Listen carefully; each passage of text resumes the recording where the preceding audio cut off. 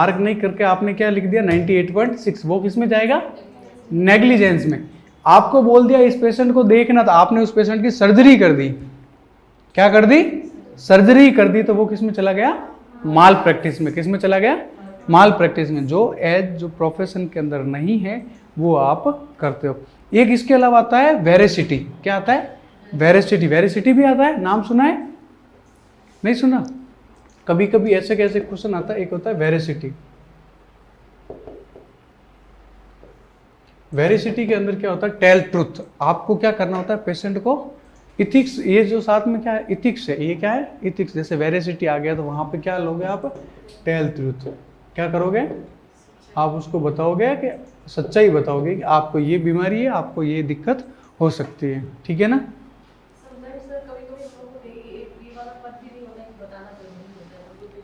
नहीं, आपको ऐसा कभी नहीं है कि पेशेंट को आप तो आप उसको नहीं बताओगे डिजीज तो पता रहेगा कि उसको क्या है, बताऊंगी वो तो है, मगर कभी-कभी कोई अकॉर्डिंग टू प्रोटोकॉल। अगर किसी पेशेंट को लीवर सिरोसिस हो रखा है और आप उस पेशेंट को नहीं तो 10 साल जी लेगा? नहीं, वैसा तो नहीं बता सकते ना। एज ए नर्सिंग ऑफिसर आपको क्या करना है? वहाँ पे टेल ट्रूथ बताना है। ठीक है ना? उसके अलावा कौन से होते हैं आपके? माल बेनिफिसेंस और बेनिफिसेंस भी आते हैं। बेनिफिसेंस के अंदर क्या होता है? डू गुड, आप उसके लिए अच्छा करो। माल बेनिफिसेंस का मतलब होता है डू नॉट हार्म, उसके लिए कोई ऐसा काम मत करो जो उसको हानि पहुंचाए। ठीक है ना? तो वो जो होते हैं वो होते हैं इन इंटेंशनल। बेनिफिसेंस और माल बेनिफिसेंस या नॉन बेनिफिसेंस जो होते हैं वो होते हैं इन इंटेंशनल, मतलब वो आप जानबूझ के नहीं करते हो। आप ऑपरेशन के टाइम अगर पेशेंट के अंदर गोज भूल जाते हो, क्या कर दिया आपने? गोज भूल गए, तो वो आपने जानबूझ के तो बोला, भूले नहीं ना। तो वो चीज़ डू गुड, आपको गुड करना है, उसके लिए अच्छा करना है। तो ये भी क्वेश्चन कभी कभी बनते हैं। तो आपको ये सारे चारों समझ में आ गए? आगे चलो। Abnormal lateral deviation of vertebral column अभी बढ़ाया था। लेटरल कर्वेचर, चाहे तो लेटरल डेविएशन हो, कर्वेचर हो, किसका है? स्कोलियोसिस। ठीक है ना? यहाँ पे लंबर कहाँ लिखा हो मैडम? मैंने इतना बता दिया था, यही तो गलती करते हो। लंबर का पूछते थे, लॉर्डोसिस होता है, काइपोसिस में थोरेसिक होता है। ठीक है ना? अगर थोरेसिक की बात करेंगे तो वो काइपोसिस में चला जाएगा, लंबार की बात करेंगे लॉर्डोसिस में चला जाएगा। स्कोलियोसिस के अंदर लेटरल कर्वेचर होता है। इस प्रकार से पेशेंट देखने को मिलेगा। उसके अंदर आपका रोल होता है रेस्पिरेशन का ध्यान रखना। धीरे धीरे क्या होगा, जैसे जैसे वो बड़ा होगा उसके ऊपर क्या होगा, इस प्रकार से मुड़ जाएगा और जो लंग्स है वो क्या हो जाएंगे? डैमेज हो जाएंगे। और लंग्स डैमेज हो गए तो उसको रेस्पिरेटरी प्रॉब्लम हो सकती है। ठीक है ना?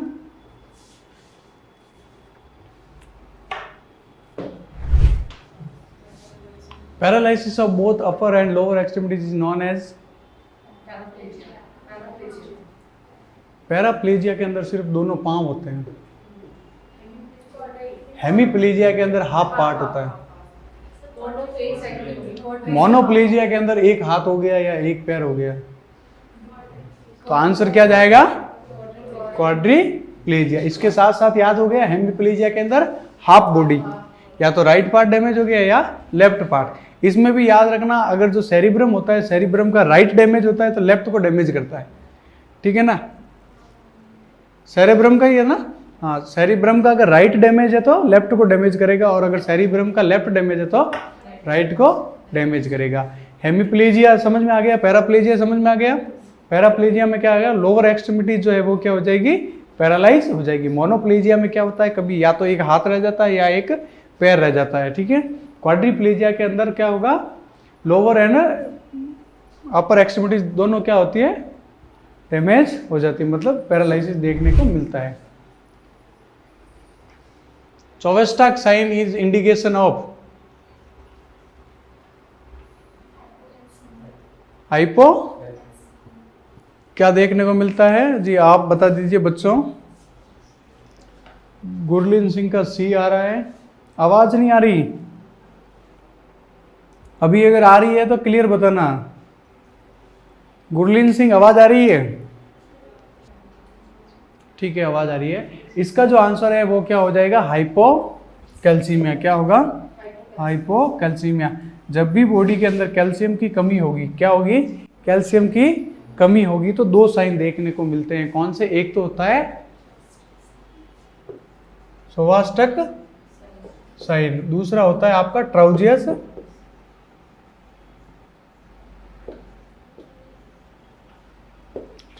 साइन।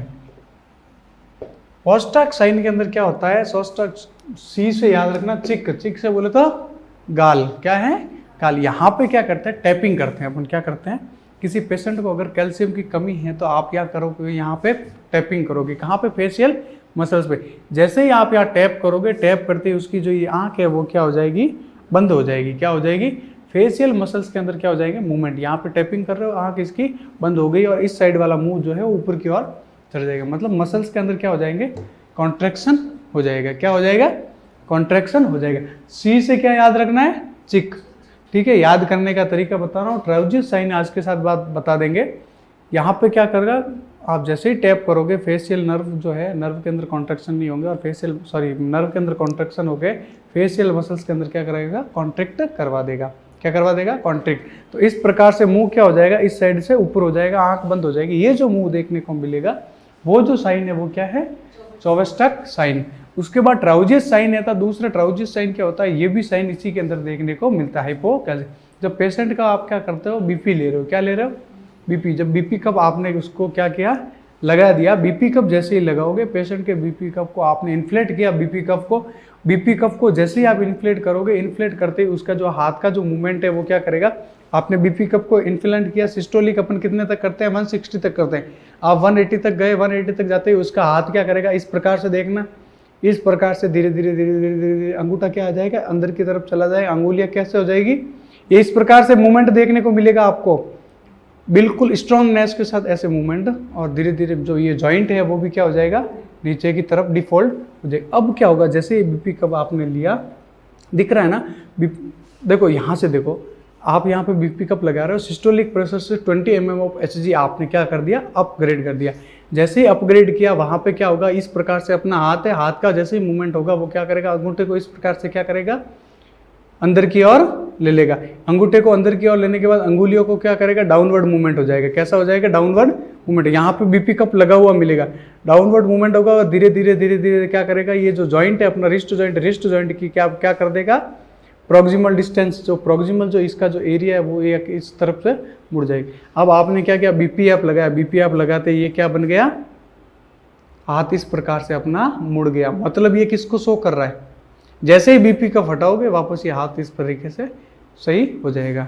तो ये जो है वो कौन सा साइन है, ट्राउजियस साइन। समझ में आ गया दोनों साइन, सोवास्टक साइन और ट्राउजियस साइन।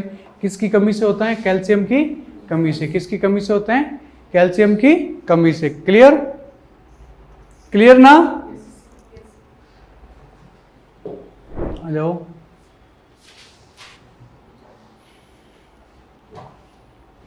बताओ, the position to be maintain for patient with increase ICP. जब किसी का आईसीपी बढ़ा हुआ है, इंट्राक्रेनियल प्रेशर, ठीक है, इंट्राक्रेनियल प्रेशर कब बढ़ता है, जब सीएसएफ बढ़ता है, cerebro spinal fluid. Cerebro spinal fluid का मैंने बताया था, नॉर्मल आपको बता रखा है, बता दोगे कितना है प्रेशर, क्या 80 to 120 mm ऑफ Hg बताया था मैंने, शायद कल ही पढ़ा है ये तो यार। अब केबीसी के शो की तरह मैं भी ये अमिताभ की तरह ऐसे तो नहीं बोल सकता, चलो मैं नहीं पढ़ा रहा, मैं जा रहा हूँ, आप पढ़ नहीं रहे हो तो ऐसे तो मैं कर नहीं सकता। मेरा तो रोल है आपको पढ़ाना, नहीं पढ़ रहे हो आपकी गलती है, ठीक है। तो इसका जो होता है वो होता है 80 to 120 mm ऑफ Hg। कहाँ बनता, कहाँ है, मैंने बताया था आपके वेंट्रिकल्स के अंदर फॉर्मेशन होता है। कौन से, सेकंड एंड थर्ड वेंट्रिकल के अंदर। सेकंड एंड थर्ड वेंट्रिकल से होते हुए कहाँ आता है, sorry first and second ventricle से होते हुए थर्ड वेंट्रिकल, और थर्ड वेंट्रिकल से होते हुए कहाँ आता है, फोर्थ वेंट्रिकल में। फोर्थ वेंट्रिकल के बाद इसका वीनस में एब्जॉर्प्शन होता है, ब्लड के थ्रू ही बनता है। किसके थ्रू बनता है, ब्लड से ही सीएसएफ का फॉर्मेशन होता है। क्लियरली मतलब वाटरी होता है और इसका कलरलेस होता है। क्या होता है, कलरलेस होता है। डब्ल्यूबीसी इसके अंदर प्रेजेंट नहीं होती है, मतलब अगर मिनिमम मात्रा है तो सिर्फ 6 WBC मिल सकती है, 5 से 6। अगर WBC ज़्यादा मिल रही है इसका मतलब क्या है, इसको इन्फेक्शन हो रखा है। इसके अलावा जब आप लंबार पंचर कर रहे हो, लंबार पंचर के लिए कौन सी साइड लोगे, L3L4, L3L4। जब लंबार पंचर कर रहे होते हो उस समय आपको ध्यान देना है, लंबार पंचर करते हुए अगर CSF के अंदर ब्लड या रेडिश कलर दिख रहा है मतलब आपको क्या इंजरी हो चुकी है। आपने जो जब ब्लड सैंपल ले रहे थे उस समय CSF सैंपल ले रहे थे तब क्या हो चुकी है, इंजरी हो चुकी है। जब भी CSF लेते हो उस समय आप 3 क्या लेते हो, वाइल लेते हो, 3 वाइल और 3 में ही सैंपल लेते हो। सैंपल कितना लेते हो तो 10 ml, 2 to 10 ml के आसपास लेते हो, जिसमें 3 वाइल होती है। एक होती है आपकी ऑब्जर्वेशन के लिए, एक होती है डाटा एनालिसिस के लिए जो एनालिसिस करना होता है, और एक कंपैरिजन के लिए, क्या करते हैं, कंपैरिजन के लिए 3 वाइल लेते हैं अपन। ठीक है, यहाँ तक आपको बता दिया। नंबर पोजीशन कौन सी देते हैं तो सी शेप पोजीशन या नी चेस्ट पोजीशन देते हैं। इसके अलावा CSF की बात करें तो CSF में बैक्टीरियल और वायरल इन्फेक्शन अगर आपको देखना है तो आप किस प्रकार से कंसिडर करोगे, तो इसके अंदर क्या होता है 40 to 80 क्या होता है, ग्लूकोज प्रेजेंट होता है mg/dl। कितना होता है 40 to 80 mg/dl क्या होता है, ग्लूकोज। अगर ग्लूकोज की मात्रा 40 से कम आ रही है मतलब बैक्टीरियल इन्फेक्शन हो सकता है, क्योंकि बैक्टीरिया क्या करता है, ग्लूकोज को मेटाबोलाइज करता है अपने जीवन यापन के लिए। और अगर 80 के आसपास आ रही है, 40-50 नॉर्मल ब्लड ग्लूकोज आ रहा है तो वो वायरल इन्फेक्शन की वजह से हो सकता है। ये सारी चीज़ें आपको बताई थी मैंने कल, और आज आपका मुंह ऐसे लटका हुआ मिल रहा है। कैसे चलेगा बताओ, अब इसका आंसर बताओ। इंक्रीज ICP, जब किसी का ICP प्रेशर बढ़ा हुआ है तो आप क्या करोगे, उसको कैसी पोजीशन दोगे, फॉवलर पोजीशन। रीजन क्या है,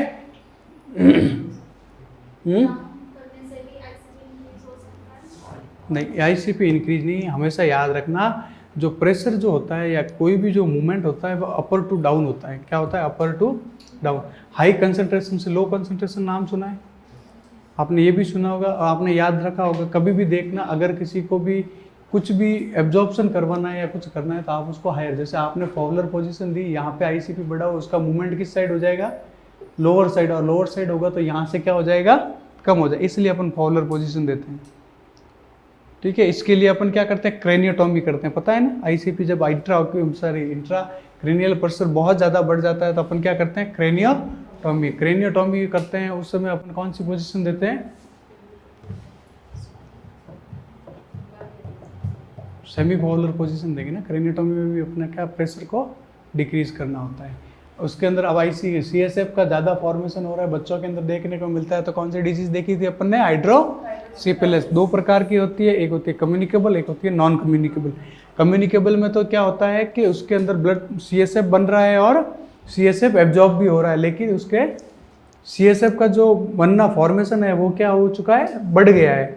ठीक है, और नॉन कम्युनिकेबल के अंदर क्या होता है, उसके वेंट्रिकल्स से जो पाथवे हैं, पाथवे के अंदर क्या है, दिक्कत है, वहाँ पे क्या होगा, श्रिंकनेस हो चुका है, या वो पाथवे में ऑब्स्ट्रक्शन आ चुका है, कोई ट्यूमर बन चुका है, तो वो क्या पार नहीं कर, जब रास्ता नहीं बन रहा तो वहाँ पे क्या होगा, इंट्राक्रेनियल प्रेशर बढ़ जाएगा।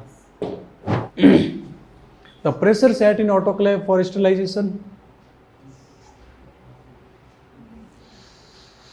बताओ। ऑटोक्लेव मैंने बताया था 121 और 15 मिनट्स। ठीक है, जो प्रेशर लेते हैं वो कितने लेते हैं, 15 LB। कितना लेते हैं, 15 LB। ठीक है, यहाँ तक clear.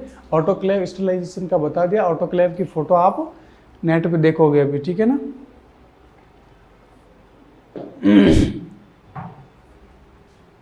In lumbar puncture the needle is inserted between L3 L4। अभी भी कह रहा हूँ, ऑथेंटिक बता रहा हूँ, L3 L4 ही है। आपको कोई आंसर कहीं L4 L5 मिल जाए तो मत करना। The apex beat is felt which intercostal space. Apical pulse कहाँ चेक करते हैं, 5th इंटरकोस्टल स्पेस पे। कहाँ पे करते हैं, 5th इंटरकोस्टल स्पेस पे। और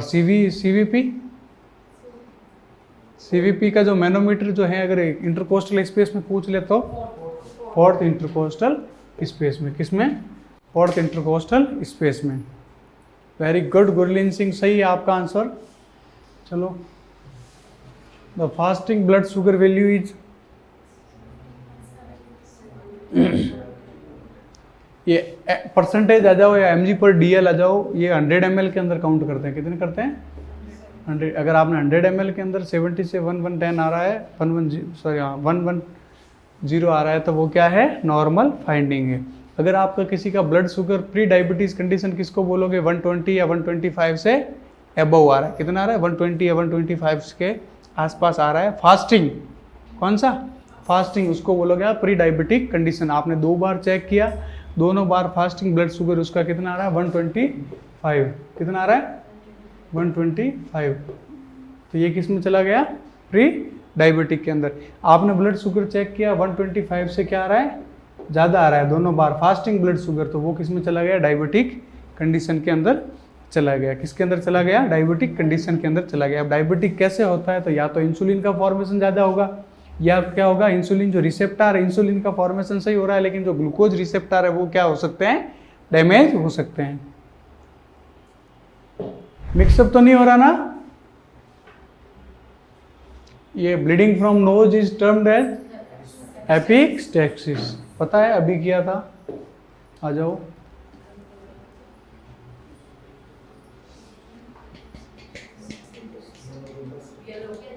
कौन से हैं, the colour bag of in which infectious solid waste are disposed in, तो येलो।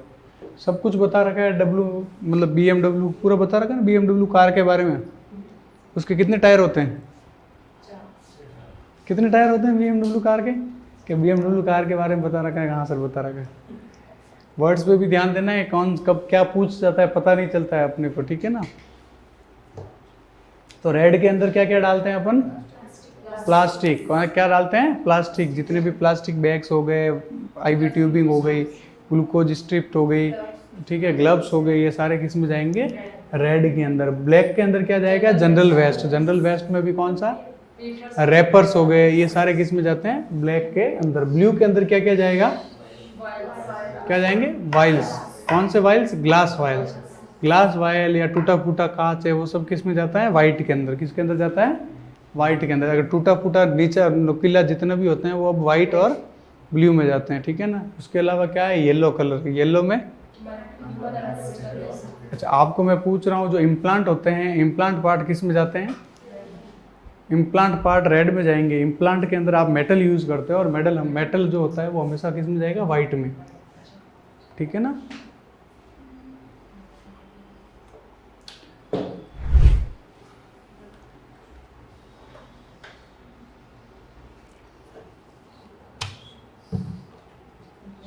बताओ बताओ बताओ बताओ, बहुत प्यारा टॉपिक है, इससे तो क्वेश्चन बनता ही बनता है।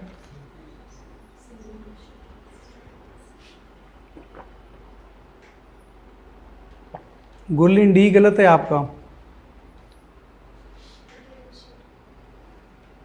क्वेश्चन क्या पूछ रहा है, कंप्रेशन एंड वेंटिलेशन, ना कि वेंटिलेशन एंड कंप्रेशन पूछ रहा है।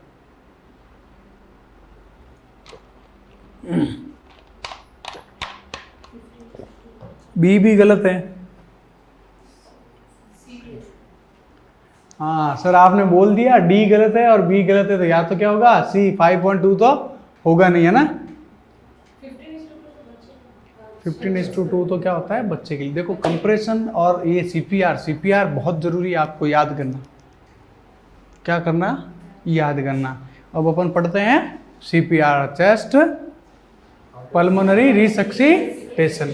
CPR के बारे में क्या पढ़ते हैं अपन, सबसे पहले क्या करते हैं, एक पेशेंट आया आपके पास, क्या आया, पेशेंट, स्ट्रेचर पे पेशेंट आपके पास आया, आपने पेशेंट को देखा, पेशेंट को देखते ही आपने क्या किया, सबसे पहले क्या करोगे, असेसमेंट करोगे। क्या करोगे, असेसमेंट करोगे। आप कौन सी नर्व चेक करोगे, कैरोटिड आर्टरी।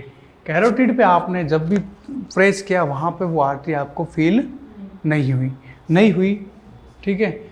सबसे पहले आप कैरोटिड आर्टरी चेक कर लिए, सबसे पहले आप करोगे उसको रेस्पॉन्स पूछोगे। क्या पूछोगे, रेस्पॉन्स। पेशेंट आपके पास आया, सुन रहे हो, तो वो कुछ नहीं बोल रहा, उसके बाद आप क्या करोगे, कैरोटिड पल्स चेक करोगे। उसके बाद आप करोगे, वो कुछ रेस्पॉन्स दे देगा वो, तो फिर क्या करोगे आप, कैरोटिड पल्स चेक करोगे, CPR दोगे। आपने उसको नाम पूछा, नाम पूछते उसने क्या दे दिया, रेस्पॉन्स दे दिया। अब आप क्या करोगे, CPR दोगे क्या, नहीं। तो सबसे पहले क्या करना है, अपना क्या रोल है, रेस्पॉन्स आ रहा है कि नहीं आ रहा है, अगर रेस्पॉन्स आ रहा है तो फिर सीपीआर क्यों दोगे? तो सबसे पहले क्या करना है अपने को? रेस्पॉन्स चेक करना है। जैसे ही पेशेंट अपने पास आया, पेशेंट का अपन ने क्या किया? रेस्पॉन्स चेक किया। आपने पूछा क्या नाम है, उसने नाम बता दिया, तो फिर सीपीआर नहीं देना है। आपने नाम पूछा, वो नाम नहीं बता रहा है, नाम नहीं बता रहा है, अनकॉन्शियस सॉरी कॉन्शियस कंडीशन में वो नहीं है, तो फिर आपने क्या किया? कैरोटिड पल्स को फील किया। कैरोटिड पल्स वहां पे आपको नहीं मिली। क्या मिली? नहीं मिली। नहीं मिली तो आपको लगा कि हाँ अब कैरोटिड पल्स मुझे नहीं मिल रही, तो मुझे क्या देना चाहिए? सीपीआर देना चाहिए। उससे पहले अगर एडल्ट पर्सन है तो आप करोगे कॉल फॉर हेल्प। सबसे पहला आपका क्या रोल होगा? कॉल फॉर हेल्प या कॉल फॉर एम्बुलेंस। क्या करोगे? अगर वहां पे एडल्ट है, क्या है? एडल्ट है, तो सबसे पहला एज ए नर्सिंग ऑफिसर आप क्या करोगे कि भाई साहब एम्बुलेंस बुला लो। अगर बाहर हो तो, अगर वहां अंदर हो तो कॉल फॉर हेल्प क्यों? अकेले तो आप सीपीआर दे नहीं सकते, तो आप क्या करोगे? कॉल फॉर सभी को वहां पे बुलाओगे। एज ए नर्सिंग ऑफिसर जितने भी वहां पे होंगे उनको बुलाओगे। कॉल फॉर हेल्प कर दिया। देखो याद रखना, क्वेश्चन की कंडीशन घूम जाती है। जब बच्चा होता है तो उस समय कॉल फॉर हेल्प नहीं होता है, पहले सीपीआर दोगे देन कॉल फॉर एम्बुलेंस या कॉल फॉर हेल्प करोगे। अगर एडल्ट है तो कॉल फॉर हेल्प। आपने क्या किया? Call for help. Call for help में आपके पास 2% या 3% जितने भी थे वहां पे आगे। अब क्या किया? आपने कैरोटिड पल्स चेक की। कैरोटिड पल्स चेक करने के बाद पल्स नहीं मिल रही, तो आपने क्या किया? सीपीआर स्टार्ट किया। सीपीआर क्या किया? स्टार्ट किया। तो सीपीआर जब भी स्टार्ट करोगे वहां पे कैसे उसको सीपीआर दोगे? तो आप क्या करोगे? जो अपनी फिंगर है, फिंगर को क्या करोगे? बैक साइड के अंदर क्या करोगे? इंटरलॉक करोगे। इस तरीके से क्या करोगे? इस तरीके से क्या करोगे? इंटरलॉक करोगे। जैसे ही आप इंटरलॉक करोगे, इंटरलॉक करने के बाद इस जगह से प्रेशर देना है। लोअर पार्ट जो अपना पाम का जो लोअर पार्ट है, थंब के पास का जो पार्ट है, ऐसे नहीं सीपीआर देके यहाँ से पंप कर रहे हो और फिर बोल रहे हो पेशेंट जी नहीं रहा है। पेशेंट नहीं जिएगा। पेशेंट को आपने जिस तरीके से आपने इस प्रकार से क्या किया? इंटरलॉकिंग सिस्टम के इंटरलॉकिंग करने के बाद आप यहाँ से क्या दोगे? उसको प्रेशर दोगे। अब आपके सामने पेशेंट है, तो पेशेंट की आपने कंडीशन देख ली, वो फ्लैट पोजीशन में है या नहीं है। आप दे रहे हो और वो बढ़िया गिद्दे पे सो रहा है, तो खाली गिद्दा ही वो क्या होगा? कंप्रेस होगा। तो आप उसको क्या करोगे? या तो कहीं फ्लैट देखोगे कि भी यहाँ पे बिल्कुल फ्लैट पोजीशन है, या फ्लैट के अंदर वो लेटा हुआ है, उसके ऊपर कहीं पे भी अपन कंप्रेशन दे रहे हैं, तो वो सीधा कहाँ लगना चाहिए? चेस्ट पे। ये विद इन सेकेंड में होता है, वहां ऐसे नहीं ये सोच के करोगे। ठीक है, आपने कर दिया, देख लिया फ्लैट के अंदर है, आप दे सकते हैं। तो फिर क्या करोगे? 2 नर्सिंग ऑफिसर खड़े हैं, एक नर्सिंग उस साइड खड़े रहेगा माउथ की साइड, दूसरा कहाँ आ गया? जहां पे सीपीआर देना है, चेस्ट की साइड। चेस्ट के साइड में वो खड़ा है, चेस्ट के साइड में वो खड़ा होने के बाद क्या करेगा? सीपीआर। इस प्रकार से आपने हाथ देख लिया। अब वो सीपीआर जैसे ही कंप्रेस करेगा, इस तरीके से वो क्या करेगा? 2 से लेकर 2.5 सेंटीमीटर तक प्रेशर होना चाहिए। कितना होना चाहिए? प्रेशर। अब वो कंप्रेस करता जा रहा है। कंप्रेस कितना? 30 कंप्रेशन एक साथ करेगा। मतलब 1 मिनट के अंदर उसको 90 से 100 कंप्रेशन करने होते हैं। कितने कंप्रेशन करने होते हैं 1 मिनट के अंदर? 90 से 100। मतलब आप सोचो 1 मिनट के अंदर इस तरीके से वो कंप्रेशन करे कि 1 मिनट के अंदर कितना कंप्रेशन हो जाए?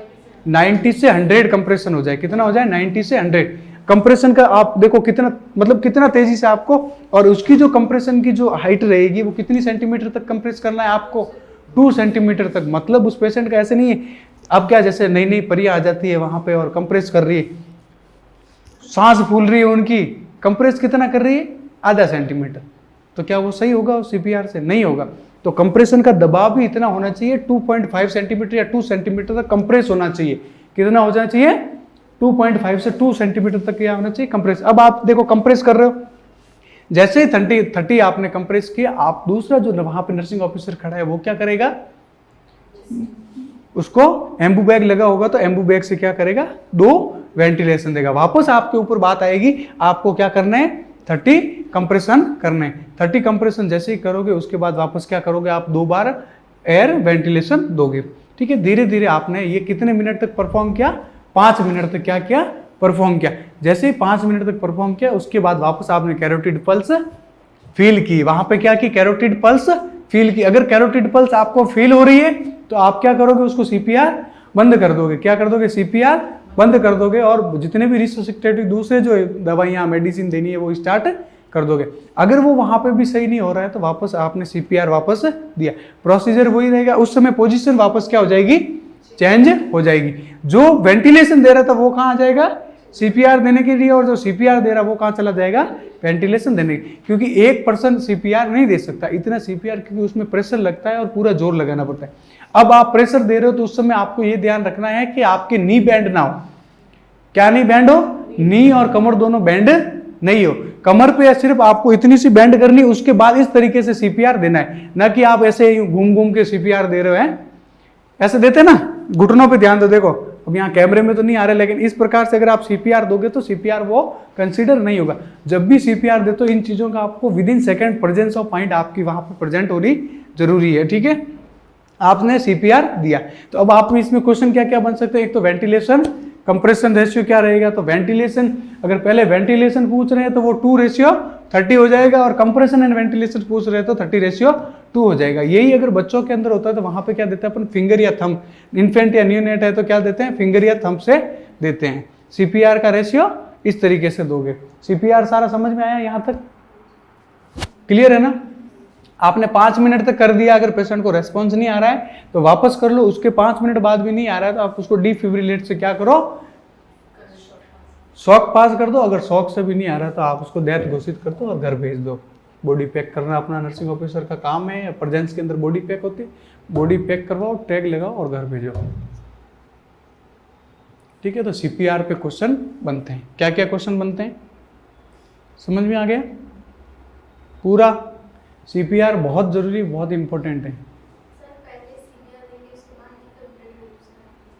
देखो जब सीपीआर आप दे दे के थक गए, अब वो पेशेंट जिंदा नहीं हो पा रहा, तो आप क्या करोगे, डिफिब्रिलेट करोगे। लास्ट में तो शॉक दे दोगे, अगर उससे आ जाए तो ठीक है।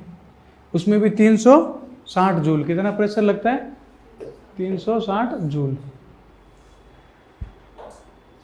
डिफिब्रिलेट का 360 जूल। यहां तक क्लियर। क्या कह रहे हैं, सीपीआर चिल्ड्रन का बताए सर।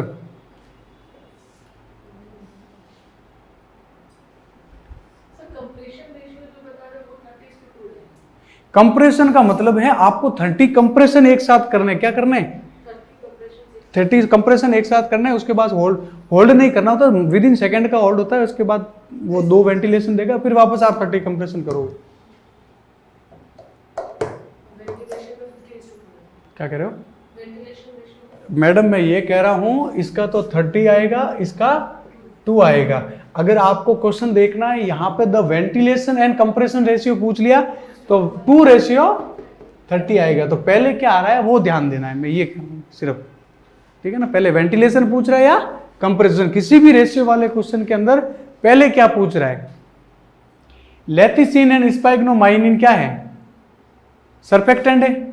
लेथिसिन और स्पाइग्नोमाइनिन का रेशियो होता है 1:2। ये तो लेथिसिन, ये स्पाइग्नोमाइनिन। अब आपको पूछ लिया स्पाइग्नोमाइनिन और लेथिसिन का रेशियो क्या है, तो 2:1।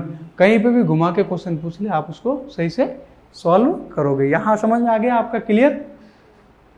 ठीक है, 15:2 बच्चे के अंदर करते हैं, उसके अंदर 1 से 1.5 सेंटीमीटर तक अपन क्या करते हैं, कंप्रेशन प्रोवाइड करवाते हैं। ठीक है, क्लियर। अगर चिल्ड्रन है तो 1 हैंड से करना है। कितने हैंड से करोगे, 1 हैंड से। कितने, 1 हैंड। अगर बच्चा है तो थंब से करोगे या 2 फिंगर से। ठीक है, इंडेक्स फिंगर जो होती है अपनी, इंडेक्स इस फिंगर से अपन क्या करोगे, सीपीआर परफॉर्म करेंगे।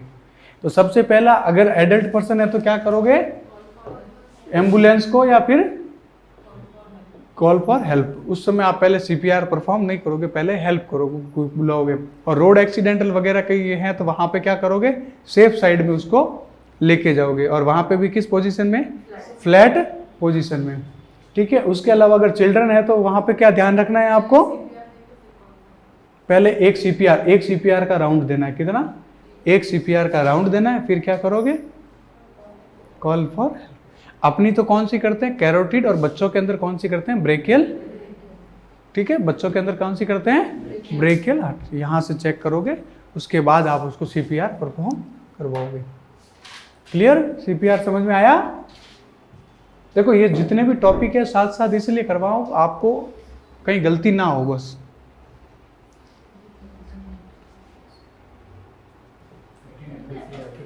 आंसर ऑफ दिस क्वेश्चन इसका होगा 30:2।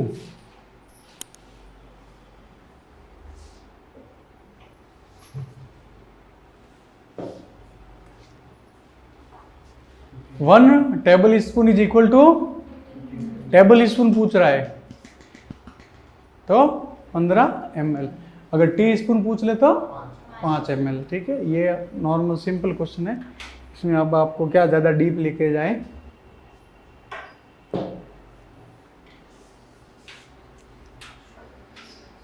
इन्फेंट के अंदर the preferred site for giving IM injection to infant is vastus lateralis. अगर वास्टस कौन सी थी अपने, वेंटरो ग्लूटिल आ जाए तो एडल्ट के अंदर, वेंटरो ग्लूटिल एडल्ट के अंदर।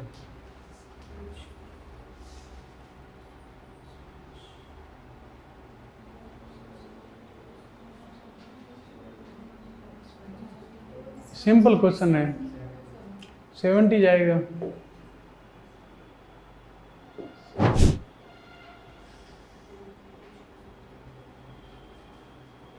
ये आज का लास्ट क्वेश्चन है आपका। An agent which kill pathogenic bacteria is called, pathogenic bacteria जो डिजीज कोज करते हैं उन्हीं को किल करता है, जो डिजीज कोज नहीं करते उनको किल नहीं करता है, उसको क्या बोलते हैं, डिसइंफेक्शन। कल ही तो बताया था मैंने, स्टरलाइजेशन में तो क्या करता है, पूरा साफ सफाया कर देता है। देखो हर वर्ड का मैं कह रहा हूं, देख लो आपके सामने क्वेश्चन है, मैंने जो पढ़ा है उसी में से क्वेश्चन बन रहे हैं। मैं आपको ये कह रहा हूं, मैंने बोला था इंस्टलाइजेशन से क्वेश्चन बनेगा तो बनेगा, ये आपके सामने पुराने पेपर है, किसी का भी पेपर उठा के देखो उसमें से क्वेश्चन मिलेगा। इसीलिए कहता हूं जो टॉपिक इंपॉर्टेंट है उनको पढ़ लिया करो। ठीक है, तो इसका क्या हो जाएगा, डिसइंफेक्शन। असेप्सिस बोले तो इन्फेक्शन फ्रॉम इट्स, ये टेबल कुर्सी इसके ऊपर अगर कुछ लगा है तो उसको। और बैक्टीरियो स्टेट वो होता है, बैक्टीरियो स्टेट जो क्या करता है, बैक्टीरियल ग्रोथ को रोक देता है, वहीं पे रोक देता है उसको बैक्टीरियो स्टेट। साइडल का मतलब किल कर देता है। सीवियर डिहाइड्रेशन हो रखा है एडल्ट पर्सन को, उसमें से इसमें से एक्सेप्ट ढूंढना है। देखो ये भी क्वेश्चन याद रखना है, एक्सेप्ट का और एक्सपेक्ट का याद रखना जरूर, क्या पूछ रहा है। डिक्रीज थ्रस्ट, डिजीनेस, वीकनेस या पाल्पिटेशन।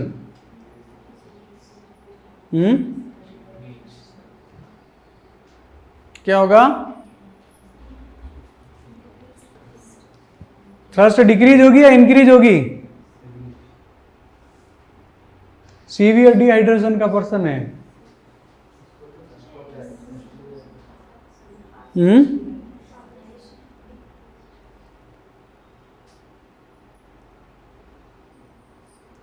क्या होगा, पाल्पिटेशन नहीं देखने को मिलेगा ना।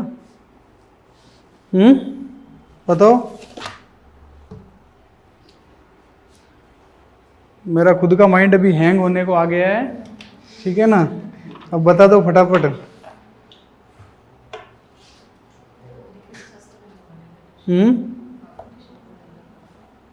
देखो मैं आपको कह रहा हूं, डिक्रीज थ्रस्ट कैसे होगा सीवियर डिहाइड्रेशन के अंदर,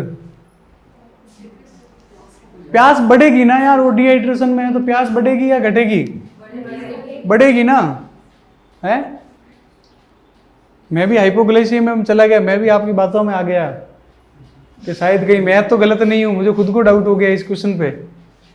देखो डिजीनेस देखने को मिलेगी, वीकनेस देखने को मिलेगा, पाल्पिटेशन देखने को मिलेगा, डिक्रीज थ्रस्ट नहीं होगी, यहाँ पे इंक्रीज थ्रस्ट होगी। तो ये क्या पूछ रहा है, एक्सेप्ट तो पूछ रहा है, कौन सा नहीं होगा, कौन सी चीज देखने को नहीं मिलेगी, तो ये क्या होगा, इंक्रीज थ्रस्ट। यहाँ पे अगर नहीं, इसमें आंसर तो ये आएगा, लेकिन यहाँ पे अगर साइन एंड सिम्टम की बात करेगा तो क्या आएगा, इंक्रीज थ्रस्ट। 135 क्वेश्चन। आज आपने कितने क्वेश्चन हुए, 35, और 10 जो पहले से थे 90 से अपन ने स्टार्ट किए थे, 90 से 135 ये क्वेश्चन हुए। कोई नहीं, क्वेश्चन का मत देखना, इसके साथ कितना गेन किया वो जरूरी है, नॉलेज कितना हुआ अपने को कि हाँ हम तो सर टैलेंटेड हैं, सारा का सारा क्लियर कर देंगे।